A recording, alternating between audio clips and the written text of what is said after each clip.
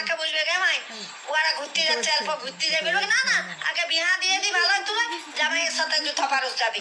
বিয়া হয়ে গেল, শ্বশুর ঘর চলে আইলে শাওরিকে বললে তখন বললো না না এখন আমরা জোয়ান আছি, একটা ছেনাপনা হয়ে যাক, আগে ভালো করে মানুষ করে দিই তারপরে যাবে। ছানাপনা হয়ে গেল তখন বললো না না এখন যেতে হবে না, এখন ছানা ঠান্ডা লেগে যাবে, খাইবে বমি করবে, এখন কোথাও যাইও না, ছানাটা অল্প বড় হোক তারপরে যাবে।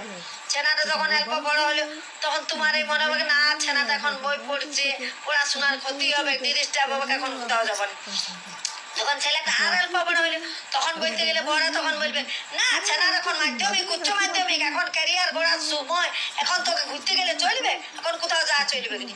ছেনা বড় হয়ে গেল, চাকরি পাই গেল, তখন তুমি ছেনার হাতে পড়লে তখন বলবে এ বাপ কোথাও ঘুরতে যাবো, বলবে না না এই বুড়া বয়সে কোথাও যাবে, বুড়া পর্যন্ত রং লাগিয়েছে, এখন হাত পা ভাঙিয়ে বসে থাকবে, এখন কোথাও যাওয়া চলবে না, এখন ঘরে বসে থাকো।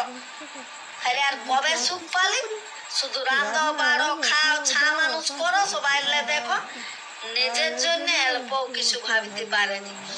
মধ্যবিত্ত ঘরের মেয়াদ লোকদের জীবনটা শুধু সংসারে বন্দি, শুধু মনোযোগ দিয়ে সংসার করে দেয় আর খিচুড়ি থাকো।